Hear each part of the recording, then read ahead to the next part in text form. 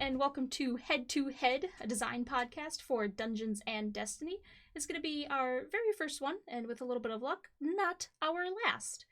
I am Good Game Kitty, but you can just call me Kitty. I've been playing tabletop games for over a decade, and I've been designing the D&Destiny project for 3 years now. I'm Martin, the editor and lead writer for the D&Destiny project. I'm Baxter, and I don't really work on the D&Destiny project. I am the founder of the Ishtar Collective, and I help organize lore. There's lots of other people that help too. I don't really do it by myself, but I kind of lead a team of people, and we all document lore stuff together. And lore is something that is going to be really important to this podcast here because, like I said, this is a design podcast, which means the three of us, we're going to be talking game design. Specifically, we're going to be talking about the creatures in the Destiny universe, and we're going to be ranking them based on how much they can kill you. And that's where the lore comes in here, because between Martin and Baxter, I'm hoping these guys can help me suss out just how deadly, how many times can a dreg truly kill a guardian before the guardian will kill the dragon. Just as a side note, monster is a game term that just means anything you can fight. It's not necessarily a monster, but we're gonna be No moral judgment implied. Yeah, no moral judgment implied. So how's the ranking gonna work? Instead of using tiers like A tier and S tier monsters and stuff like that, we're going to be using the challenge rating system. For those who are unfamiliar, challenge rating is a game term used in 5th edition that says that if a party of 4 adventurers who are at X level, if they go up against a creature who is of X challenge rating, it will be a fair fight. So if there are 4 10th level adventurers going up against a single creature with a challenge rating of 10, that's a fair fight. And that's all CR means, is it's that ranking of what is the level the party should be at to fight this monster.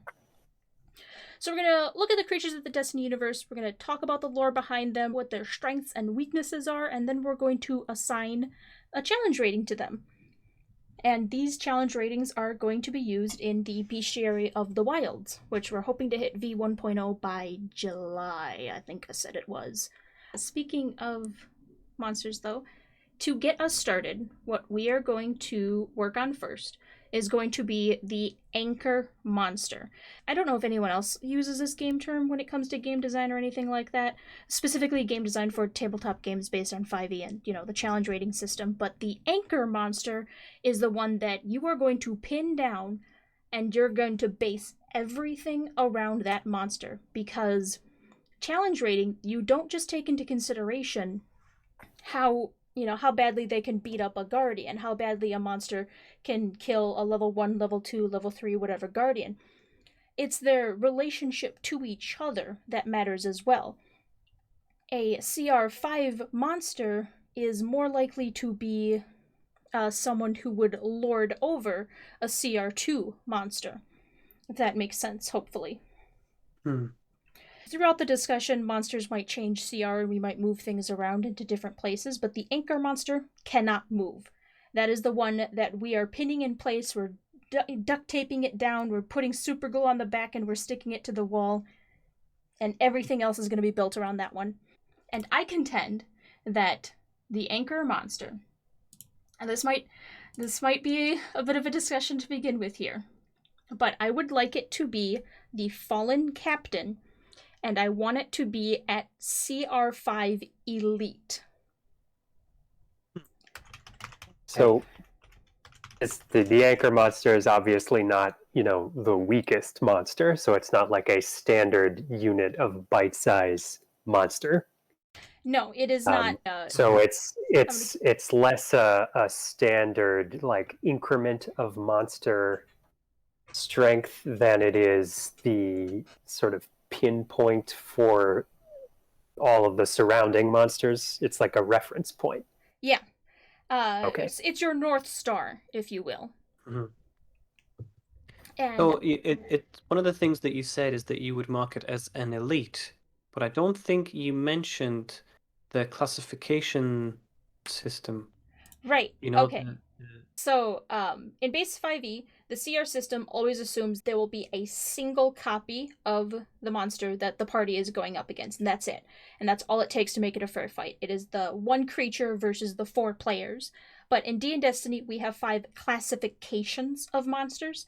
They are the minion, the soldier, the elite, the major, and the ultra. And we're going to put a pin in ultra, and we're going to come back to ultra later. But classification tells you how many of that creature it takes to make it a fair fight. So if a creature is a minion, and let's say it's a CR1 minion, that means that it is a fair fight for a party of first level guardians.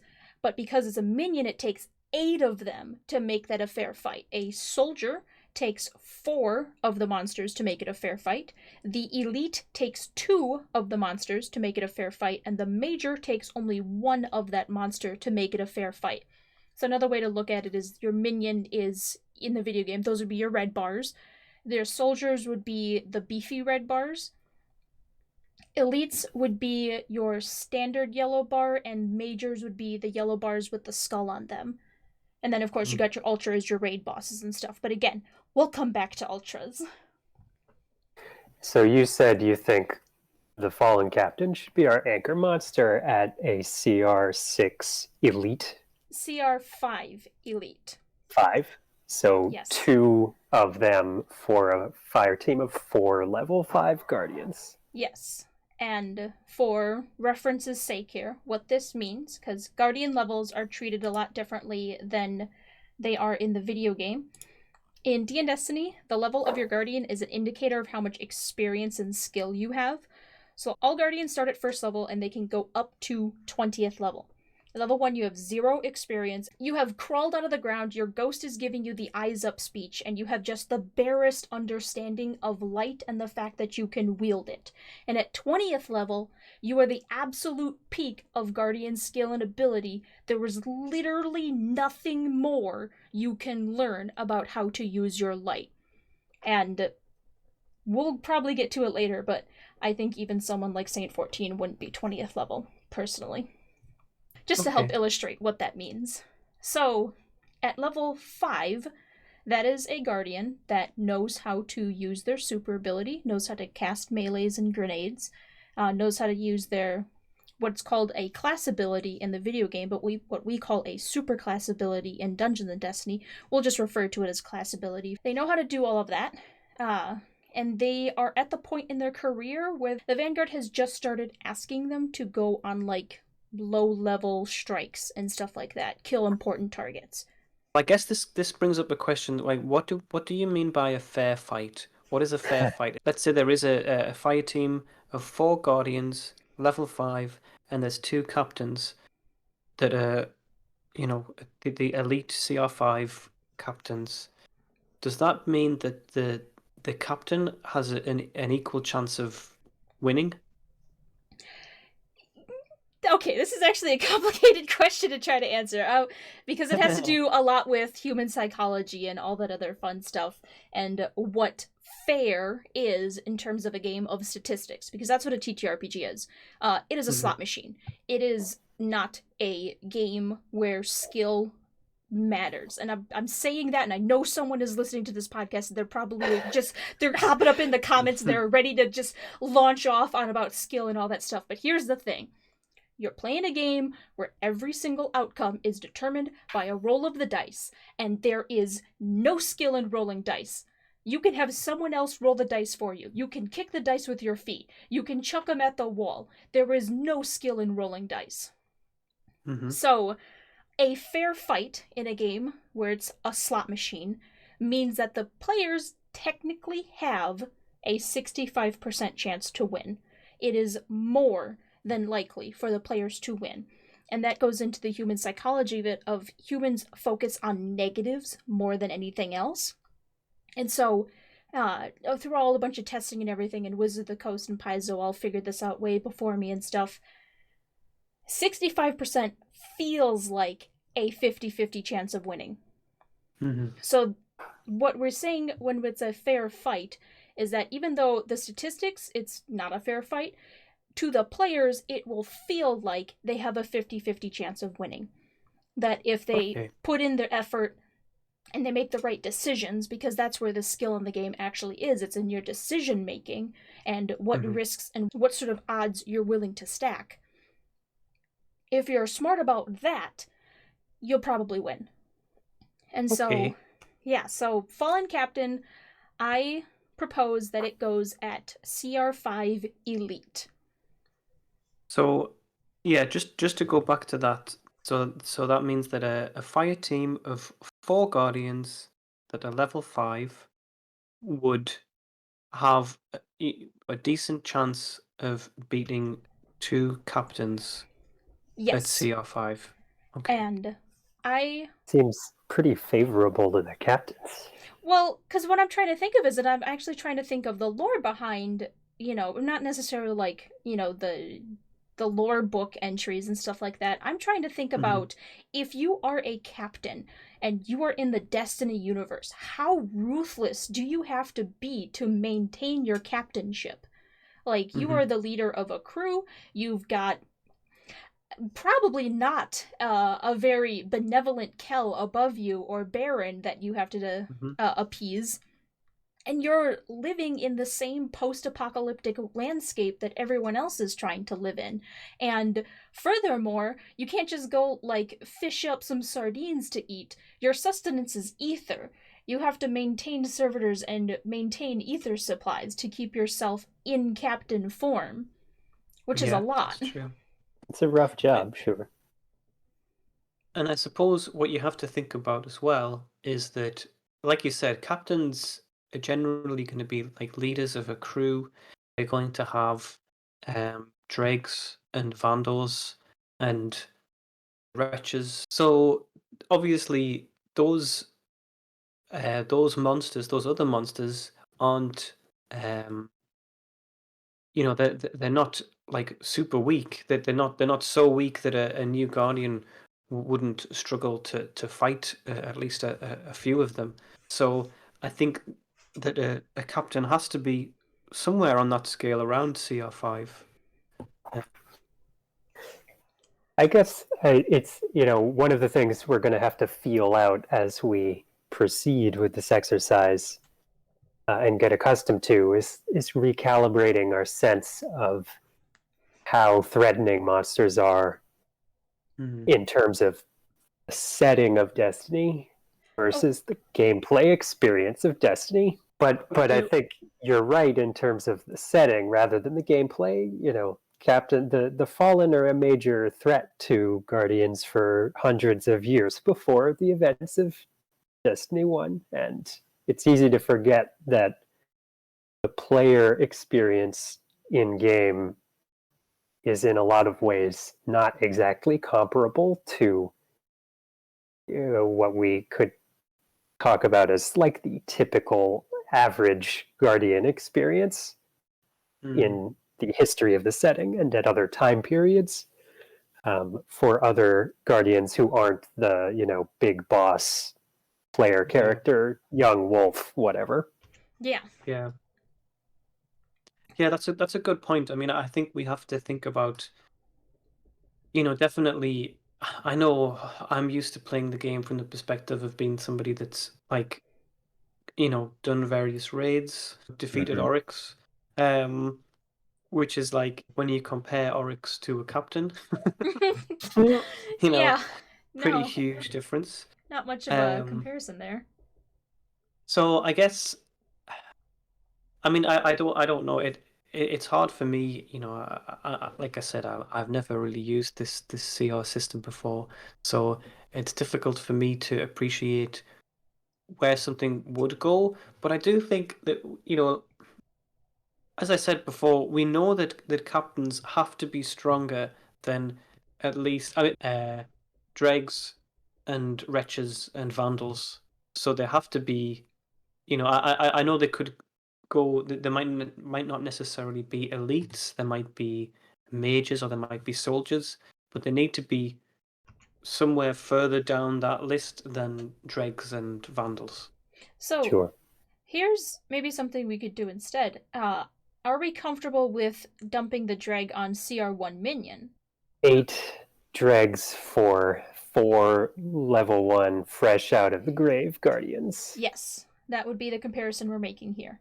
Those are the things we're tossing into the pit and saying, you get a 50-50 chance of winning. Yeah, I think that. So I had another like maybe a way we can frame these assessments, because we can't think of it in terms of what it's like playing Destiny, because that's got a whole other kind of difficulty. And they've scale. got damage normalization and everything, so. Yeah, exactly. But we could imagine what it would be like if there was a story or a lore card describing this fight. Would it be plausible? So can we imagine, a story from the Grimoire about 4, level 5 guardians are like competent but not especially accomplished veterans? Can we imagine a story about a fire team of, competent guardians being in a challenging fight against 2 captains? And that feels like it's easier to come around to saying, yeah, that's plausible. I could see that Grimoire card describing that encounter and feeling like it fits. Does that make any sense, looking at it that way? Yeah, makes sense to me, because don't we have a similar Grimoire card already? It's less of a fight and more, Cade and the Vandal, I think it was, right? You mean on the moon? Yeah. That was a Baroness. Oh, a Baroness. Yeah. Never mind. Way higher than I thought. Okay, yeah, I mean, she's going to be a little bit higher in the food chain here. Okay. Yeah. Well, but that'll be a useful point of comparison eventually, because, Cade gives us an account of the 2 of them killing just hordes of hive together. But to go to your suggestion of where to put the captain as anchor monster, I think what I'm saying is I'm coming around to feeling like that works from the narrative perspective, from the lore side of things. I assume that you chose to suggest putting it there for mechanical balance reasons, right? A little bit, yeah. When I'm doing my mechanical testings of monsters, I'm not actually testing for CR. I am testing for gameplay. But when I want to pick the CR of monsters, I do want to pick based on that lore of the monster. I want to pick on the narrative of the monster. But I do know from testing that there is some mechanical implications of putting the captain at this level that I think can feed into that exact lore that Baxter was talking about, which is the dregs, the shanks, and the wretches being weaker than the captain. And that has to go with the fact that a captain, if we put it at CR5 Elite, means that it will be stronger even by itself than all of those lower ranked creatures. Even if it's not in a pair, it will still be stronger than them. And that feeds into the narrative of, if you are a captain, you are some level of badass killer on your crew. And there is some reason why you are at the top of that particular food chain, or that section of the food chain. And that way we can keep the mechanics and the lore trying to, mush them together. Now kiss. Anyways. So well, I think we can let's try putting it there and see how everything else fits together, at least from like a Fallen perspective. Yeah. I think that'd be a good way to start. Cool. And if we dump Captain at CR5, that gives us our North Star to work with here. So we've got Dreg next up on the list. Yeah, it's CR1 minion, and going to Martin, your narrative perspective, that lore card, could you see 4 Guardians versus 8 Dregs being a roughly 50-50 fight? Yeah, 4 brand new what the hell is going on Guardians, but here's another question. Shanks are at least as weak as Dregs in terms of their combat effectiveness, and probably always weaker. So even does it matter if we put dregs in the weakest possible spot, that Shanks will presumably also have to be CR1 minions? just squishier than dregs? You know, what's the interplay there? I mean, dregs and shanks. I think we can comfortably put them in the same CR spot. Yeah, okay. And, I mean, if that's okay, then it's okay. I'm just, I mean, you know, yeah. wondering how much we want to differentiate. I guess that they are both. When you think about the challenge that a dreg and a shank pose to a guardian, they might be different. You know, okay, shanks might be squishier, you know, or easier to kill, but they're actually they tend to be more like. They're more I guess it's just mobile. it's a different kind of challenge, you know, like especially like tracer shanks, you know, can be really annoying That is at a very distance. true. And Um, I was gonna say shanks might even be like, you know, we don't have enough dregs. Fine, we'll just make shanks, which are basically flying dregs. And their whole point Sure. is not to be better than dregs; it's to help fill out the dreg cannon fodder yeah, list. Definitely. I definitely think, you know, when you look at the kind of the drones and robots that the Fallen use when they really want to do some damage, it's not shanks. It's not. Yeah. those bastards will hit hard. So we can dump Dragon Shank on the CR1 minion, Okay. and then we've got Wretches. So narratively, what separates a wretch from a dreg? So I think there's a key detail to answer this question, which is if you've ever taken a close look at a wretch, whether because you've looked up renders of Destiny's enemy models for references, or if you're macabre and look at their corpses in the game, you'll notice that they are docked of their lower arms, like dregs.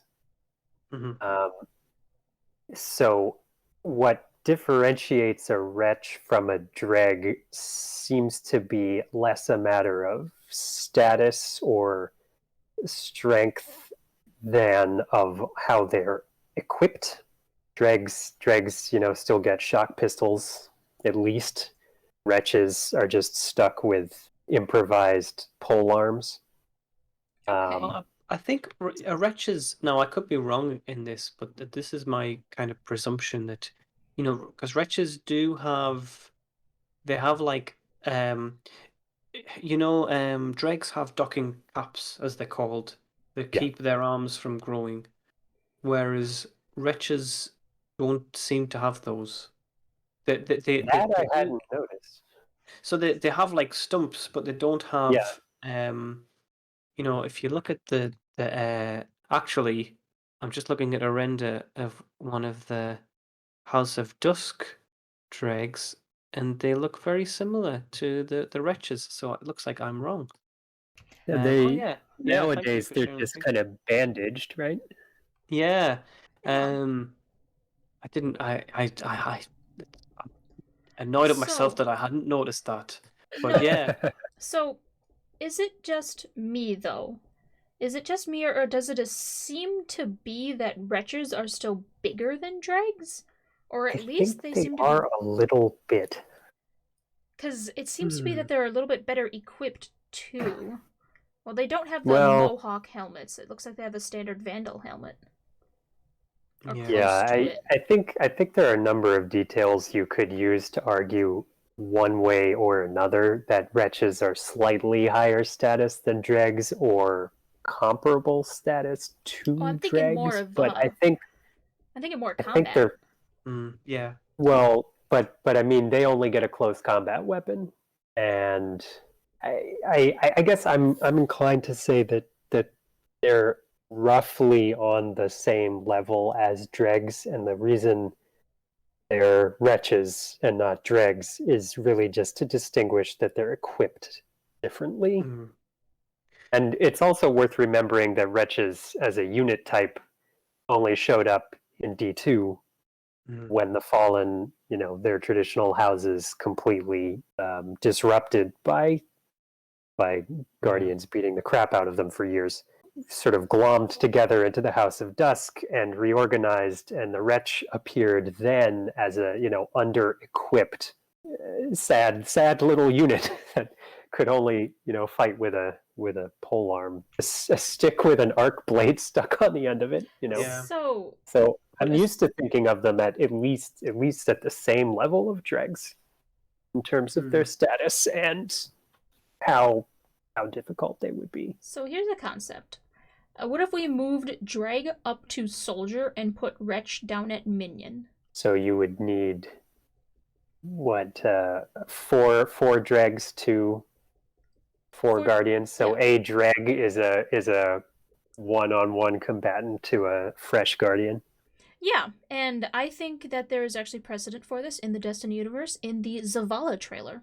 Oh yeah. Oh yeah. That's true. Is he fighting dregs there?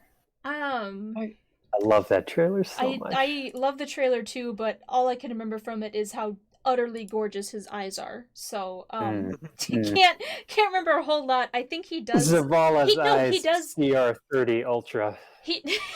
I mean, yeah. Anyways, he does. It is the pike. If I remember correctly, it is the pike because he dies to it. He resurrects. He goes and kills it, and he takes the pike. Right. Yes. So that would actually put Wretches at Soldier if we wanted to use that as the crux of how we're going to define the effectiveness of a Wretch.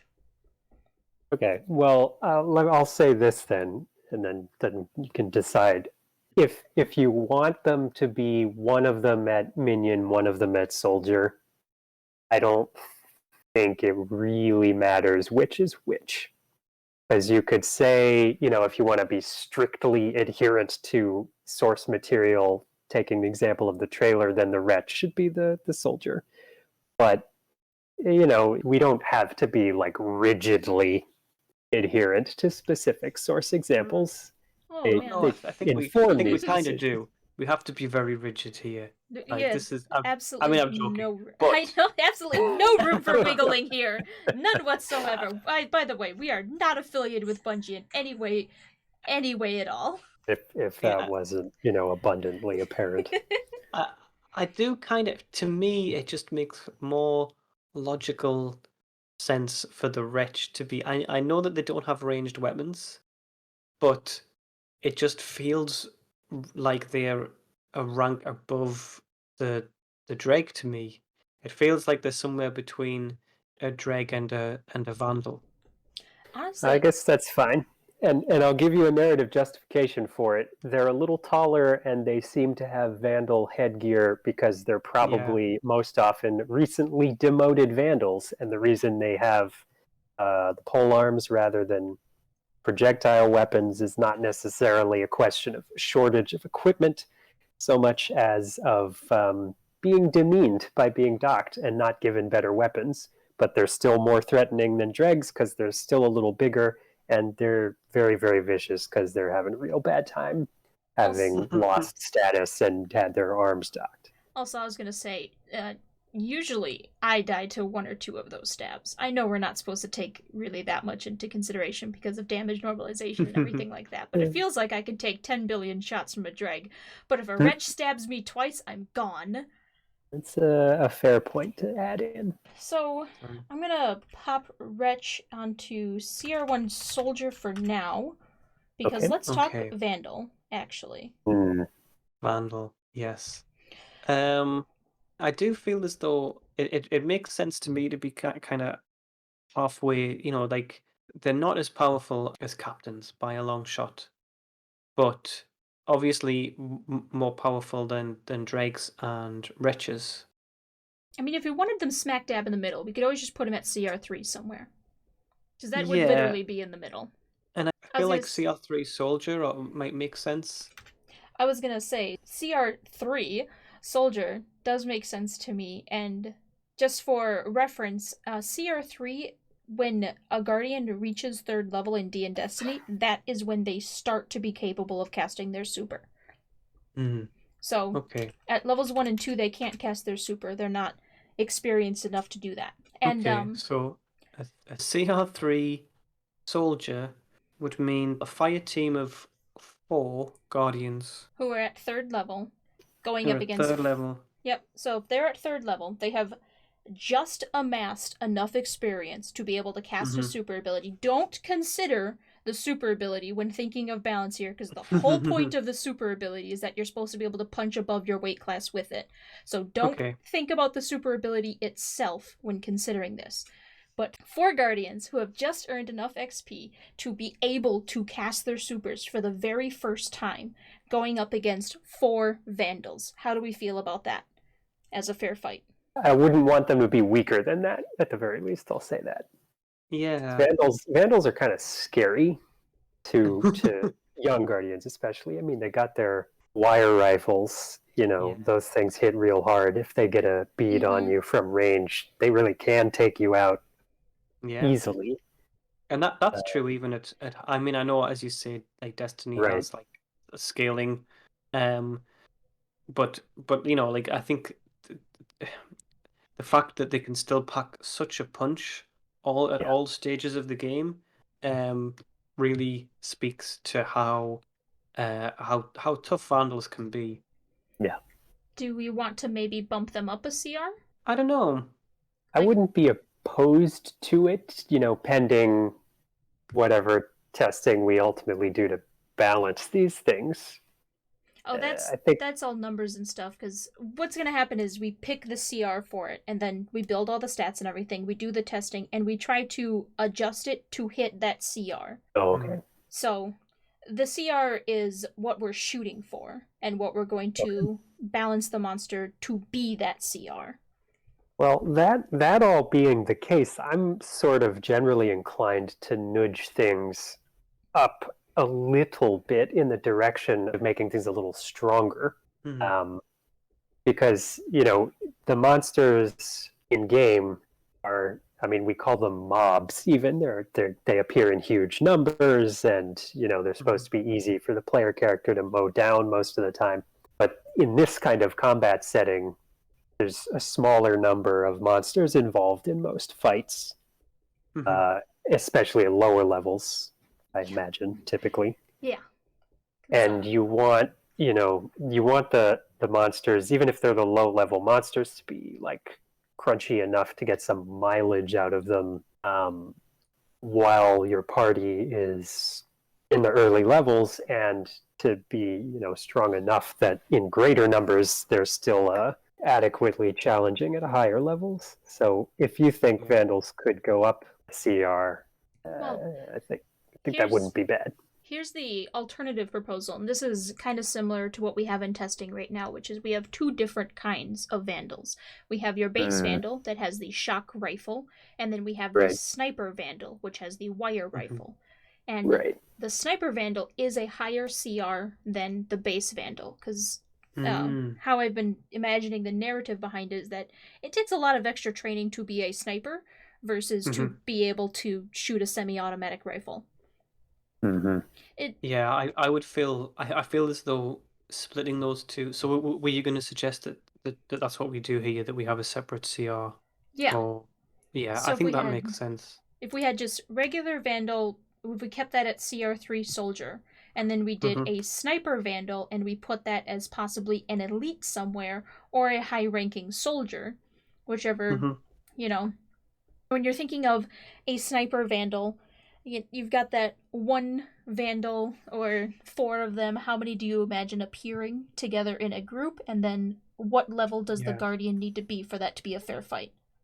So I kind of like the idea of the sniper Vandal at CR4 soldier, because that means one of them can take out 1 Guardian of the same level, and that feels kind of right with the the image of the situation where your Guardian is trundling along on the Sparrow or whatever, and from way downtown across the map, wire rifle bolt, boom, headshot, and that feels about right. Another way of looking at it would be to say, what if they were a CR3 elite?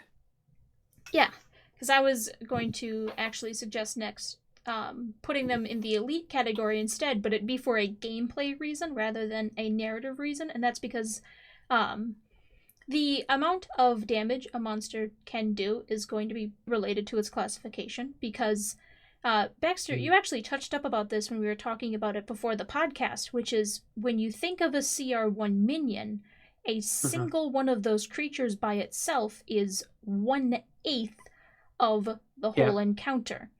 And so it only does 1/8 of the damage that a CR1 major could do. And 1/8 of the damage is not going to be enough to take out a Guardian in 1 or 2 hits. It would probably... It would take a lot more than that. But if we wanted the narrative of a Sniper Vandal that could one-shot a Guardian from across the map, putting them in the elite category would afford that creature to do essentially half the damage of the encounter all by themselves. Because elites are supposed to be pairs, so each one would do half the damage of the encounter. And if a single creature that can do half the damage in one shot, that can take out a Guardian in 1 hit. That sounds good. And this is by our powers combined. I've got the 2 lore leaders over here, and then me. I do numbers. That's it, baby. That's what I got. Spoilers to any listeners who think that, narrative in any game design situation gets to just do whatever it wants. Narrative and gameplay always have to exist in an integrated balance and in harmony. Yeah, sure. And then the Fire Nation attacks. The Fire Nation of having to prioritize one aspect or another of the game you're developing. Well, hopefully, we're finding a nice middle ground at the very least between them. No, this is not like a huge narrative sacrifice in this instance. I'm trying to listen to the narrative that you guys are bringing forward about these monsters, and I'm thinking in my head, what are the mechanics I can apply to make that narrative happen? And so if we want to go with the narrative of Sniper Vandals can take on a Guardian by itself and one-shot the poor sucker, then Elite is probably the better classification for them. And, good. Yeah, so Marauders... Let's can go invisible. They can go invisible. They have the melee weapons, so you would probably think, then, they're stuck in the same boat as Wretches that we discussed earlier. But no, because Marauders, first of all, they're still Vandals. Second of all, they go invisible, so that overcomes the whole, you have to cross the battlefield before you can even damage me because you're not going to see them crossing the battlefield. And so, how many Marauders would it take to sufficiently challenge a group of Guardians? Well, where did we put Vandal again? So CR3 Soldier. Yeah. CR3 Soldier. This is kind of similar to what we were saying about, Dregs and Shanks, in that they might be similar in terms of the values that we apply to them, but the experience that you have when fighting them is different because they have different skills. So maybe you could say that a Marauder might also be something around a CR3 Soldier. It's just they behave differently, Okay, I could see that. But now here's the fun part. This is at least what I call the fun part, which is you have to compare the monsters to each other as well. Is a Marauder equal to a Vandal? If those two were fighting each other, one Marauder versus one Vandal, would that be a fair fight? Because that's what we're kind of saying here if we're going to dump them in the same CR slot and same classification, is they are equal to each other. That's a good question. I definitely feel as though the fact that they can cloak themselves gives them an advantage over regular Vandals. Yeah, I can imagine a pretty even fight between a Vandal and a Marauder, because, your Vandal has a shock rifle, but has to be able to spot a cloaked Marauder to take a shot at it. And once the Marauder closes to close combat, it's got... Do they have arc knives or do they also have pole arms? I don't remember. They have the long swords, or no, they have the 2 small swords. Yeah. Okay. And that's better melee weaponry than normal Vandals carry. They just have claws, or they get the knives shock daggers. too? Yeah. So So, the Vandal's got some advantage at range, but the Marauder counteracts it by being invisible, and the Marauder has advantage in melee, but has to get close enough first. So I feel like those capabilities sort of mirror each other in a way that makes it a pretty balanced face-off. Yeah. All Yeah. right. So if we pop those here, then the question becomes, where do we put servitors? Which might be a little bit of a tricky one because, at least in my head, servitors are not damage dealers. Not really. No. I mean, they can do quite a lot of damage, but that isn't the purpose, Yeah. And they have really high defenses, though, because that's the other thing you have to keep in mind with challenge rating. It is a reflection of both how much they can kill you and how hard it is to kill them. Right. Yeah. So maybe we should approach it that way to start with. How many guardians does it take to change kill a servitor? How many guardians does it take to kill a servitor? Well, if we're going by Wrath of the Machine raid, it'll take at least 3 people to notice the servitor has not been killed yet to turn around to go kill it. But those aren't your basic servitors. Those are special high-end servitors. It's almost like the thing is with servitors as well. It's almost like we touched on Barons briefly, that there are so many variants of servitor, and some of them are incredibly important. So I guess we're just talking about the little baby ones, yeah. Yeah. Your most basic. Not the baby ones, but the... Yeah, well, but you remember the mission with all of the every time you killed a servitor, there were like 5 more. No. Not the baby or the baby ones. Standard model servitor. So let's focus more on the defensives on the servitor, because I don't think it's really going to be doing a whole lot of damage. They'll probably have a decent attack. That eye blast still kind of hits hard, but they don't fire it very frequently, and they do focus more on supporting their allies. I actually feel like I might... Okay, this might sound controversial, but because other than some of the notable exceptions that we've talked about, you don't see them in groups generally. It's like there might be a crew of Fallen and there's one servitor. Mm-hmm. Sometimes you'll see a sort of like a larger crew that might have a couple at a time, but you're right, they don't typically show up in numbers. Like when you think you could easily see 8 dregs and like maybe then not even see one servitor. No. So I actually wondered if maybe the standard servitor should be in the major column. That's a really good point. But very still with a very like low CR level. Yeah, so maybe like CR2 or CR3 major, so that maybe individually the server would have significant defenses and be hard to take down, which would be part of what would make it such a high CR, because between that and it makes its allies immune. Because even if the drags only did 1 point of damage, if they're immune to taking damage, there's nothing you can do to stop them from applying that 1 point of damage. And you have to focus on that servitor first, and if the servitor is going to be shot at first, it needs high defenses to survive. Mm-hmm. And so the question then becomes, what level of guardian? Assuming you've just got this hypothetical one-on-one, what level do you need to be able to take one out? Probably, like maybe you have an even chance of taking one out by yourself. Mm-hmm. Yeah. And I guess my follow-up question is it level 5 or is it lower than that? So if we put it as a CR5 major, then what we are also saying is it would require 2 captains to fight this servitor. That doesn't seem amiss to me.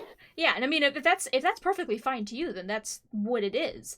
It's just so if we have it as also CR5 major, that is 4 guardians. It would take 4 5th level guardians, and again, shove the supers aside. We don't take those into consideration. A golden gun can pop a servitor pretty easily. Sure. 4 guardians to crack the defenses of a servitor, assuming they're all at 5th level. Does that also sound appropriate. It seems a little high for me. Kind of agree. Yeah, All right. I mean, I feel like if it's in the major column, then CR3 or CR4 sounds a little more plausible. Mm-hmm. Okay. I'm okay with CR4 because we have 3 monsters on CR3 right now, and I don't like Okay. to stack things. If I can, I'd like to keep things a little bit more spread out. Just, Yeah. more for funsies than anything. So now we get to talk about one of the more, yeah, I don't know how to describe this one that's next on our list here. Definitely far and above in terms of rank above the rest of the Fallen. We're going to be talking about the Archon. Oh. And this is probably going to be a little bit tricky because Archon is a high rank, but does that necessarily translate to high combat expertise? So we conveniently have multiple examples of Archons we've fought in game that place them A at cell from the prison of elders. every level of Yeah. of combatant difficulty, because of course the first mini boss you fight in A Guardian Rises is Rixus, Devil Archon, and you take him out at the equivalent of being a level 1 Guardian. And you also go hunt down Archons in the Cosmodrome in the old assassination patrols. Yes. Sometimes those would lead you to fight Archons who were reskins of Rixus. And then we fight Axor, an Archon sprung from the Prison of Elders in a strike. So we know an Archon can be a strike boss. And then we fight Axis, a former Archon, as a final raid boss. And admittedly, Axis is a corner case and not really representative of what we should expect an Archon to be like ever. But Archon point being that George. they're all over the place. Yeah, there's a huge variety of So, Archons to choose from. yeah, and what I was gonna say is when we're doing game design for tabletop games, you kind of have to start at a macro level and you work your way down to the micro level. And so right now we're gonna look at the macro level of Archons, and we're looking at what's the general trend of an Archon, or what is the top of the bell curve here for Archons. And then if we had an individual Archon, such as Axor, can be higher or lower in CR. But just Archons in general is what we want to analyze. So I think the example that you gave, where you have the patrols in the Cosmodrome, I think you said, where you hunt Archons. I guess those are like the macro level Archons. Yeah, that feels appropriate for me. But saying that, from a lore perspective, I think those patrols are wrong. Yeah. Well, I mean, if you think so, say so. Let's hear it. Yeah, it doesn't really make much sense, because what we know about Archons is that they are part of the leadership structure of fallen houses. Yep. And they tend to the servitors, and I feel as though then they probably should be more important. I don't know about more powerful, but definitely more important than the ones that we just kill as like patrols in the Cosmodrome. Yeah, as much as I enjoyed those patrols, I think narratively we should sort of disregard those, because reusing the Archon shaped asset of Rixus for a patrol mini boss is a good production choice, but doesn't really match what, like you just said, what we know about Archons in the setting. Yeah. And meanwhile, the player character, who we must constantly remind ourselves is like a Guardian superhero, the fact we wake up from the dead and immediately take out an Archon is a remarkable feat. Yeah. So I think between the fact that they're very high status and rare, there's supposed to be one per house as far as we know, I think we should give them more love in our system than they sometimes get in the game, and they should be pretty serious threats. And I think that also is something we could back up because of a couple things, which are that they may not be the strongest combatants. The Kell probably has to be a better fighter than an Archon does. But because of their high status, Archons have effectively unlimited ether rations and access to the best equipment, which goes a long way if you're a fallen combatant, because you may not be like the most skilled fighter, but you eat as well as the Kell, so you grow to be like 2 stories tall or whatever. And at that you point, have does the best armor and weapons that you can get. Yeah. And at that point, it's like, does it matter if you know how to punch if your fist is the size of a car or something? Not their fist is not that big, you but don't you have know to what I fight mean. good. You're big enough to have a stomp attack. Yeah, you're big enough to have a stomp attack. Who needs to fight? So I was thinking possibly, based on what you guys have told me here, putting Archons as a CR8 major, because a single Archon probably has, as Martin said, the equipment and skill to be able to take on a fire team by itself. Probably won't ever be by itself when it's fighting a fire team. It'll probably have servitors and stuff that go with it, and this is kind of why I put it in this bracket, which is, you have to think about, like, if, Axo Archon Priest and stuff as kind of inspiration to draw from here, is what level Guardian would the Vanguard want to send to kill an Archon, knowing that the Archon itself is a powerful threat and will have allies around it. Yeah. And at least in my head, I'm thinking that's probably going to be a Guardian in the 11 to 16 range, which is, narratively, those are Guardians who are incredibly experienced. They have been around for 100 years or longer. They are very good at what they do. They can take on an Archon and half the house that's probably going to be there. And combining game statistics and stuff, so CR8, you're saying, well, that's, several levels below the Guardian that you would send to fight this creature, but again... But it's never going to be just the Archon. It's never going to be alone. It's going to be the Archon itself and all of its house, and if we put it here at a low, quote-unquote, level, we can afford to throw all the other captains and vandals and servitors into the encounter for a CR14 encounter. Yeah. Or something I'm like also okay with that placement because, as you said, individual Archons can be beefier as separate monsters, and if anybody is, making a campaign, they can always decide that they want to punch up the base Archon stat block to represent a more threatening character in one way or another. I feel all right about the standard Archon being around there. I was actually going to say, I might even drop it down one more, and that's only because the next creature on our list is the Kell. Yeah.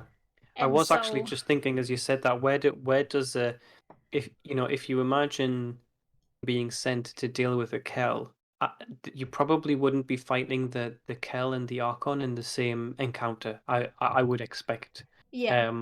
But you still want the Kell to be a challenge without being like overpowered. So I was going to say, I think a Kell should be an Ultra. I think, like, at a macro level, looking at Kells, looking at where they stand in the lore, looking at the fact that they're, again, correct me if I'm wrong, my understanding is that they have fought their way up to that position. And they have defeated, in some way or another, they have proven themselves as the top dog in the entire house. And that's why they are Kell. Yeah. Certainly, if you look at Skolas, he was renowned. I think Skolas is a micro case rather than a macro case, but he was renowned for just how brutal and the reason that Varix turned on Skolas is because he was completely opposed to his practices. Style of leadership. Yeah. So. But I think most of when you think of most of the houses the Kel is pretty formidable. It's Yeah. really only the House of Winter, Draxus was a strike. Poor Draxus. Yeah, was a strike boss. Was it a strike? Oh, he wasn't. It It was was a a story plain story mission. Oh, that's even worse. Story mission Who- boss. He That I really farmed for got the exotics. short end. Yeah. So, where I've put Kells here is at CR9 Ultra, which would mean that a fire team of 4 9th level Guardians would be just barely qualified to fight a Kell by itself. No house, no reinforcements. The Kell is so strong. If you are 9th level and you got 3 buddies with you, your fire team is barely qualified to take them on. How do we feel So about let me that? suggest one. That sounds pretty good to start with, and I want to offer up a lore data point to compare to see how it holds up, because we have one very prominent example in the lore of a single guardian defeating a Kell. Okay, And this that- is Saint 14, right? That is Saint 14 with the Okay. famous headbutt that What level? killed Sulcus, the devil Yeah. Kell. So what level was Saint 14 when he did that? That was at at or after the Battle of Twilight Gap, when the devils were sieging the last city. That was one of the acts that concluded that siege. Okay. So that would So be I think after we can Six Months. assume Saint was effectively at the height of his power by then. Yes, I would say so. I mean, this is immediately after killing the Kel. He was sent to hunt for Osiris, Right. and then was lost in the Infinite Forest. So Yeah. I feel as though, yeah, as you said, this was Saint 14 at the like at his peak. Yeah, pretty so much as he is now. Really, it was Yeah, he's been frozen Mhm. in time. So he's one of our legendary master level guardians. So he's at least level 17 equivalent. Mhm. When he kills Sulcus, it was hard, and he very easily could have not pulled it off. So if that's how Alright. that went down, how does that compare to our baseline Kel being a CR9 Ultra? Equally, though, just as a counter argument, you have to remember Draxus. Yeah, if you were taking the average here. Poor Draxus. Yeah. I mean, my comment on Draxus would be sort of similar to what we remarked about Yeah. Rixus, which is that Yeah. nobody sends the player character Guardian to go fight Draxus. Like, the ghost just says, "Hey, the Fallen on Venus are led by their Kel, who's camped out there, and he's a real pain in the ass. Like, what if we take the opportunity to hunt him down and try and get him? Let's just see if we can." And It's like the Guardian equivalent of when, you hear these stories about, oh, a professor left this formula up on the blackboard. And the student just didn't realize that it was an unsolvable equation. That's the Guardian. Exactly. It's not at all a standard kind of setup to that kind of encounter. Yeah. Draxus, we're told, had been really a scourge on Guardian operations on Venus and elsewhere for a long time. Mhm. I think there are bits of flavor text about Cade having bounties on him that nobody could bring in, or Cade said something about wanting to go after Draxus himself. Maybe I don't recall offhand, but point being that the player character taking out Draxus in like a level 5 story mission or whatever it was is something we should interpret as another like totally unprecedented, incredible feat of the capital G Guardian's unusually strong light. Yeah, the Guardian itself is just something that in Dungeons and Destiny we assume that person doesn't exist, period. Yeah. Because when you look at the world of Destiny or the universe or the setting information, and you look at situations like 6 people went into the Kurtazen raid, Eris Morn and her whole fire team, and one came out, that's more of the reflection of the universe itself versus the one Yeah. person Right. that soloed Crota with a No Land Beyond. On a dance mat. On a dance mat. Of Yeah, course. on a dance mat. So Cal at CR9 Ultra. Well, and these, we're going to put these here just for now because Mhm. we're going to come back to these and we're going to be going through, I think we just have the Walker is all that's left on the phone list, and then we're going to start talking Oh, about the yeah. Hive. And Cool. this is where we're going to have to start doing a lot more of the comparisons between the monsters and trying to figure out where do the Hive fit in versus the Fallen and versus the Guardians. And various creatures might have their CRs shifted around even after, we say Archon is CR7 or CR8 major, but then we talk about a wizard and the powers of the wizard, and we realize, oh, Archon would actually be lower or higher, We'll come back to them. So from here, we're just gonna have to leave this the way that it is for now. Our anchor monster, I think, are we still feeling good about Fallen Captain being our anchor at CR5 Elite? Yeah.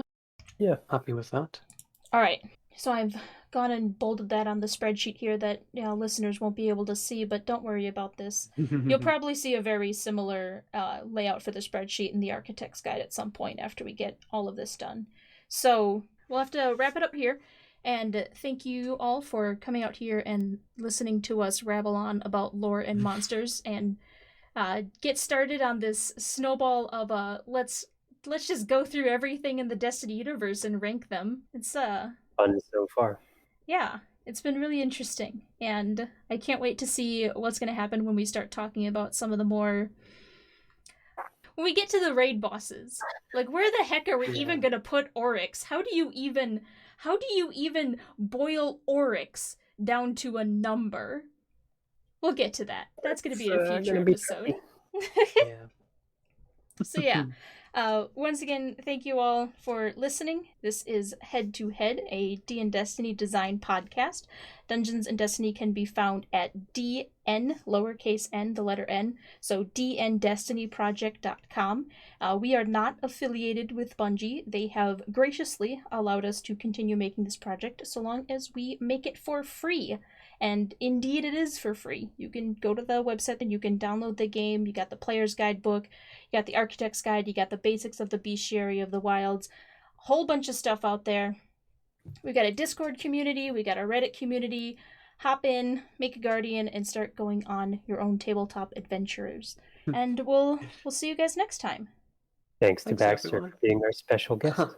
Thank you. It was a pleasure. Lots of fun. Yeah, thanks very much. Visit the Ishtar Collective. Yay. Yeah, Do it.